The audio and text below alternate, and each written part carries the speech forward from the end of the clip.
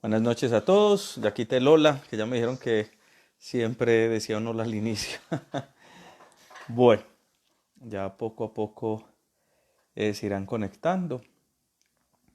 Y precisamente antes de arrancar como con el tema de hoy, agradecerles a todos quienes están cumpliendo con esta cuarentena o con todas las medidas de precaución en sus trabajos. De verdad agradecer porque esto es un trabajo eh, que, que es de todos, no solamente de uno. Y efectivamente hoy la globalización nos exige eso. Hoy tenemos problemas globales y por ende necesitamos soluciones globales. No podemos tener soluciones particulares para problemas globales. Por ende necesitamos un trabajo conjunto, un trabajo entre todos. Hola Sarita, ya por aquí se conectó. Bueno, hablando precisamente de eso, del trabajo conjunto y en relación con el tema de ayer sobre eh, el diálogo consigo mismo, pues quisiera que hoy habláramos de por qué la importancia del diálogo, o sea, en qué radica efectivamente la importancia del diálogo y más en el mundo moderno, en el mundo actual como tal. A ver, ¿por qué dialogar en el mundo actual? Mm, Precisamente donde estamos completamente interconectados. Y ahí tenemos que hacer una diferencia. Y es que estamos completamente interconectados, actualmente nos comunicamos, pero no nos entendemos. Entonces ahí ya partimos de una de las características fundamentales de por qué hablar del diálogo en el mundo actual. Heráclito fue uno de los filósofos digamos así, de presocráticos, de los más antiguos que hay. Y es conocido, quizá muchos de ustedes en el colegio vieron que Heráclito habló del devenir y que nadie se bañaba dos veces en el mismo río. Ese pensamiento de Heráclito o esa frase de Heráclito nos quedó siempre sonando, pero se nos olvidó que Heráclito decía dos cosas muy bonitas. Hay dos cosas comunes a todos los seres humanos, el logos y el cosmos. ¿Por qué lo mencionamos? El logos, ya en pasadas reflexiones habíamos dicho que el logos se entiende no como inteligencia, sino como capacidad efectivamente del lenguaje. Y que Aristóteles decía que esa capacidad del lenguaje era para ponernos de acuerdo, para llegar a acuerdos, qué era lo bueno y qué era lo malo para la sociedad. Y el cosmos, pues así llamaban ellos al mundo, era efectivamente el orden, todo lo que nos rodeaba. Hoy tenemos un mundo global en la que tenemos muchas herramientas de comunicación, pero no de entendimiento, porque el entendimiento no nos lo da a nosotros las herramientas. El entendimiento nos lo posibilita a nosotros el diálogo. ¿Qué es el diálogo? Ya lo decía, día a través de logos, la palabra. El diálogo es la posibilidad de que a través del lenguaje logremos acuerdos, es decir, creemos una especie de cartografía conceptual en la cual nos podamos encontrar con el otro. Una de las cosas más difíciles que tenemos es cómo precisamente crear un concepto que me permita vincularme al otro. Eh, Hoy uno de los retos que tenemos es efectivamente cómo poder acercarme en medio de la diferencia al otro. Y eso se logra a través del diálogo. ¿Y por qué digo en medio de la diferencia? Un filósofo judío llamado Spinoza decía una cosa supremamente interesante, y es que dos iguales no se aportan absolutamente nada. Y cuando dos personas están pensando igual es porque una domina a la otra. Esto es algo que aprendí mucho del maestro Memo Ángel. ¿Qué quiere decir eso? Pues claro, efectivamente cuando dos personas están siempre en sintonía con todo es porque efectivamente no hay nada que aportarse. Es en la diferencia donde nosotros nos aportamos, donde nosotros crecemos y donde aprendemos nuestros puntos de vista diferentes. Nuestros puntos y acotejar efectivamente nuestro pensamiento. Y aquí va una de las palabras que a mí más me ha llamado la atención. En la filosofía occidental se suele recurrir al griego y al latín, pero hay una palabra en hebreo que me ha llamado profundamente la atención y la pueden buscar. Y es la palabra que en hebreo significa verdad, que es emet. La palabra verdad en hebreo tiene tres letras. La primera, que es Aleph, la del medio, mem y la última que es tau. Entonces casi que para el pensamiento hebreo la verdad es lo que abarca todo, pero aquí viene algo más interesante de la palabra verdad. Y es que si cogiéramos la palabra verdad, busquen en hebreo, esta palabra, todas las letras tienen dos paticas, por así decirlo. Todas las letras tienen dos paticas. Si las imprimiéramos en 3D, la palabra verdad se soportaría. Mientras que sheker, que es mentira, solamente tiene una patica. Eso es muy bonito. Porque para los hebreos, ¿qué quiere decir eso? Que la verdad es aquello que se sostiene, mientras que la mentira es lo que se cae. O sea, si imprimiéramos la palabra mentira en hebreo, no se podría soportar por sí sola. ¿Qué quiere decir esto entonces en torno al diálogo? Que el mundo solamente es soportado cuando hay un yo-tú y hay un yo-tú que efectivamente están en diálogo. Ahí, solamente ahí se puede soportar el mundo. El mundo no lo podemos soportar nosotros solos. El mundo no lo podemos sostener nosotros solos, al igual como decía al inicio, que no podemos resolver los problemas de un mundo global yo solo. Entonces, nos dicen mucho, requerimos líderes, nos dicen mucho, requerimos alguien que solucione esto, nos dicen mucho que ojalá el gobierno solucione esto, que la ONU solucione esto, pero realmente no podemos hablar de una sola persona, no podemos hablar de una solución que nos lleve a decir una solución mágica. El mundo lo soportamos entre un YouTube, pero que se convierte en un nosotros, es decir, todos nosotros somos los que soportamos el mundo. Y el diálogo es precisamente la posibilidad, de hecho, la única posibilidad que tenemos de compartir el mundo.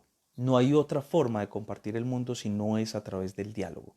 Por eso esa palabra emet en hebreo es tan bonita, porque verdad es lo que abarca todo. Entonces verdad es lo que abarca un yo y un tú.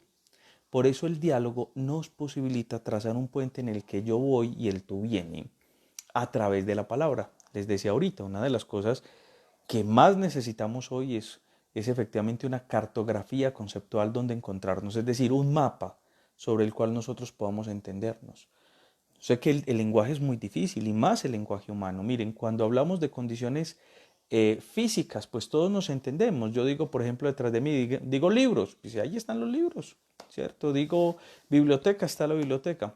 Pero cuando hablamos de conceptos que no tienen un referente material, se vuelve un poco más difícil. Cuando hablamos de justicia, cuando hablamos de amor, cuando hablamos de amistad, cuando hablamos de perdón, cuando hablamos de Dios, se vuelve mucho más difícil. Y la única manera que efectivamente tenemos de volver fácil esto difícil o entender esto difícil es dialogando, es decir, yendo a través de la palabra con el otro. Y así podemos construir mundo. Ustedes me dicen, ¿cómo así que construimos mundo? En la filosofía solemos distinguir tierra de mundo. ¿Listo? La Tierra es el planeta que nosotros habitamos y por eso se llama Tierra. Pero nosotros no tenemos una relación directa con la Tierra. Los seres humanos no tenemos Tierra, sino que tenemos mundo. Voy a colocar un ejemplo muy sencillo. Para mi perro, el parque de acá al lado de la casa es el mismo parque que si me lo llevo para Girardota, para Barbosa, para una finca, es el mismo parque. Él no lo significa, él no va a decir, uy, qué belleza. Nosotros, por el contrario, tenemos un mundo que, en el cual, o lo que significa es que significamos esa tierra que habitamos. Por eso el mundo lo creamos con los otros. Cuando yo digo árbol, yo estoy significando una relación con el árbol muy diferente a cuando, por ejemplo, un indígena dice árbol. Cuando un indígena dice árbol, lo más probable es que esté pensando efectivamente en una relación con la madre tierra. Nosotros, por el contrario, no. Entonces, miren cómo nosotros creamos un mundo a partir de esos objetos que, mejor dicho, los objetos no existirían por sí solos, sino que es la forma en la que yo me relaciono con ellos. Entonces, el mundo no es la tierra. El mundo es lo que nosotros significamos con los otros. ¿Por qué con los otros? Porque de nada sirve un mundo privado. Ya se los decía en estos días. De nada sirve un mundo que yo solamente pueda entender. No tiene sentido, ¿cierto? Sería una condición completamente de locura y de aislamiento. Entonces por eso el mundo yo lo creo con los otros. Y ahí es donde está la palabra. En conclusión, casi que tendríamos que decir que nosotros somos palabra. ¿Y por qué nosotros somos palabra? Precisamente porque es en las palabras en las que nosotros nos manifestamos a nosotros mismos. Cada vez que nosotros hablamos, y aquí viene una cosa muy bonita, cada vez que nosotros hablamos, mostramos nuestro propio interior. ¿Por qué? Gadamer, un filósofo alemán, decía una cosa muy bonita en un texto, en Verdad y Método, en el tomo 2, tiene una conferencia preciosa que dice la incapacidad para el diálogo. ¿Y qué dice Gadamer? La incapacidad para el diálogo no es no tener otro, dice, la incapacidad para el diálogo es que yo no quiera debatir mis ideas con el otro. Esa es la incapacidad para el diálogo. Y precisamente a esto es lo que vamos. La posibilidad del diálogo, somos palabras, es porque en las palabras yo manifiesto quién soy, cuáles son mis pensamientos. Así yo esté diciendo mentiras. En esas mentiras estoy manifestando efectivamente yo quién soy. Esto es algo que ha comprendido muy bien la psicología. Una terapia psicológica, ¿qué es una terapia psicológica? Una terapia psicológica es una terapia que está encaminada a la búsqueda de los significantes. Cuando una persona llega diciendo, no, es que estoy sufriendo por amor, ¿qué es lo que busca el psicólogo? Que usted defina qué es lo que está entendiendo por amor, a ver si el problema está efectivamente ahí. Entonces mire cómo cada vez que nosotros dialogamos, y cuando digo dialogamos no solamente decir palabras e informar, es la posibilidad de construir mundo con lo otro. Y cuando digo que no es solamente una condición de informar y decir palabras, es precisamente porque hoy, pensemos un ratico, ¿cuántos diálogos auténticos tenemos nosotros en nuestra vida? Si gran parte de nuestros días nos pasamos es informando, no dialogando. ¿Cómo te fue hoy? ¿Cierto? Llegan a casa, ¿cómo te fue hoy? Pues hice esto, esto, esto, es un informe de lo que yo hice, ¿cierto? Pensemos realmente cuántos diálogos nos transforman. Profesor, ¿cómo saber cuándo yo estoy dialogando? Fácil. Precisamente cuando ese diálogo no solamente, no estoy buscando primero tener la razón, primera característica, porque el diálogo no es una condición de imponer mi razón a otro. Listo. Segunda característica, sé que estoy dialogando cuando eso me está transformando a mí. Miren que a veces hay ciertos diálogos, ciertas personas con las que uno se sienta a hablar y uno sabe que su vida no es igual, no es la misma después de haber entrado en contacto con esa persona. O sea, que el diálogo me transforma, no es una condición de tener la razón, no es siempre algo que me transforma, por eso siempre es dinámico. Y sé que estoy dialogando cuando puedo ampliar efectivamente mis horizontes frente al mundo que vivo. Es muy bonito. ¿Qué es el horizonte? Pensemos en eso. El horizonte es una línea imaginaria que cada vez que me acerco se aleja. Por eso no hay un diálogo perfecto, ni hay un diálogo que me lleve a la perfección. Es la necesidad, o sea, quiere decir que el diálogo, al igual como decíamos sobre la felicidad, al igual como decíamos sobre la trascendencia, al igual como hemos dicho sobre la perfectibilidad, el diálogo siempre es un ejercitarse permanente en la palabra para encontrarse con el otro. Así de sencillo, esto es bien interesante. Ahora, y una cuarta característica, el diálogo siempre dispone una actitud de escucha. Eh, por eso les decía, hoy nos comunicamos, pero no nos entendemos. Tenemos tanto exceso de información que poco podemos escuchar. Y cuando digo poco podemos escuchar, mire uno de los problemas que estamos viviendo en medio de esta crisis del coronavirus. La cantidad de información falsa que hay en las redes precisamente porque no tenemos la capacidad a veces de procesar toda esa información. Somos como una especie de caneca y recibimos y recibimos y recibimos y recibimos y recibimos. Pero ¿cuándo podemos filtrar esa información? Por eso, definitivamente, una de las características centrales también para este mundo online es aprender a vivir en lo offline. En lo online yo caigo en la despersonalización, por eso yo puedo insultar, por eso yo puedo amenazar, por eso yo no soy la misma persona en redes que en la vida, en la vida, digámoslo así, offline, fuera de la línea. Entonces miren esto tan interesante. Si hoy nos comunicamos y no nos entendemos, quiere decir que estamos usando mal las herramientas, que hoy debemos, y una de las tareas es aprender a usar estas herramientas como una base fundamental para construirme con los otros y para construir esa realidad con el otro. Eh, aprender efectivamente a manejar la información. A mí nos parece muy triste hoy. Muchas personas llegaron a la Alpujarra porque una información falsa que les iban a dar un subsidio de 60.000 pesos. ¿Cómo podemos jugar incluso con la necesidad y el dolor del otro en estos momentos?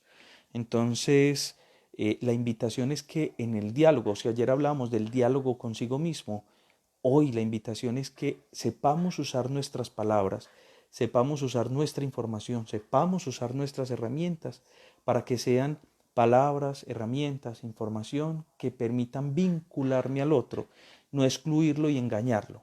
Por eso la palabra sheker en hebreo, que es mentira, se cae por sí sola. Las letras tienen una patica. No se soporta. Y el mundo requiere efectivamente al otro para soportarlo. A tal punto que el filósofo judío Martin Buber tiene un texto precioso que se llama El eclipse de Dios. Y dice Martin Buber, ni siquiera tiene sentido hablar de Dios cuando yo mato o aniquilo un tú. ¿Para qué hablar de Dios si no hay un tú? Dice Buber. Qué cosa tan bonita eso. O sea, que hasta el plano religioso necesita al otro, porque de nada sirve efectivamente, pues, estar en una creencia sin vincularme al otro. Entonces, que nos quede que nuestras palabras construyen mundo, pero también tenemos que decir que nuestras palabras lo destruyen. Por eso debemos aprender también a cuidar las otros. La prueba está, dígale a alguien que está muy se robó y le construyó usted un mundo. Así que eso no le haya puesto nada, no le puso ni le quitó absolutamente nada, pero construiste una realidad en esa persona y construiste una realidad en vos. Dígale a una persona que está muy fea. Miren cómo nuestras palabras a través del diálogo pueden construir y se soportan en relación con el otro. No es un asunto egoísta, no es un asunto de un lenguaje individual, sino que efectivamente el diálogo nos posibilita transformar al otro. Preguntémonos cuántas veces nosotros vamos con disposición del diálogo o por el contrario, cuántas veces vamos en disposición de tener la razón. Cuando yo inicio un diálogo queriendo tener la razón, créanme que no es diálogo. Es una imposición de mis argumentos frente a lo otro. El diálogo siempre es apertura, siempre es escucha. Por eso les decía que una de las características fundamentales es escuchar. Y es escuchar para poder aprender. De hecho, algunas me preguntaron qué era lo que más, en mi grupo de estudio me preguntaron qué era lo que más amaba aparte de ser profesor. Yo le dije, lo que más amo que incluso ser profesor es ser estudiante. Porque uno para pensarse como profesor debe pensarse primero como estudiante. Lo mismo, para pensarse como dialogante, primero hay que pensarse en la actitud de escucha. Para pensarse como un transformador, primero hay que dejarse transformar. La filosofía nos enseña eso, que efectivamente el diálogo transforma y eso está dado incluso desde los diálogos de Sócrates, desde los diálogos de Platón, donde la verdad en griego que es aletheia, ya no en hebreo sino en griego que es aletheia, se devela, se descubre, aletheia es descubrirse, develarse efectivamente con el otro, no es algo a lo que yo llegue solo, qué cosa tan bonita. Definamos qué es el amor, por ejemplo, y alguno de los que están acá escuchando me puede dar la definición exacta y perfecta de qué es amor. Es imposible. La única manera que tenemos de saberlo es dialogando con el otro para llegar efectivamente a un puente que nos vincule y poder saberlo. Practiquemos un poquito más el diálogo. Se practica con una disposición anímica de querer aprender y escuchar, de querer escuchar al otro, de querer aprender al otro, no de querer tener la razón. Bueno, muchísimas gracias a quienes se conectaron. Eh, a raíz de algunas sugerencias de que muchos no pueden compartir esto de Facebook en otras redes, creamos ahí un canal de YouTube solo por este momento de la contingencia, como una forma de que se puedan compartir un poquito más estas reflexiones como un aporte en medio de esto desde la filosofía y el humanismo, que tanto les he dicho. No es la verdad, es simplemente pequeñas reflexiones que nos aporta la filosofía para los tiempos de crisis. Profesor Jesús David Cifuentes, así lo pueden encontrar en YouTube y estamos subiendo todas estas pequeñas reflexiones y ahí se puede compartir un poco más fácil. Bueno, muchísimas gracias y gracias a todos los que dieron por acá el saludito. Sarita habla de que la paz, por ejemplo, ¿qué es la paz si no tiene un referente material? ¿Cómo construir la paz? Y empieza efectivamente con una condición dialógica, es decir, de encontrarnos con el otro. Bueno, feliz noche, que estén muy bien.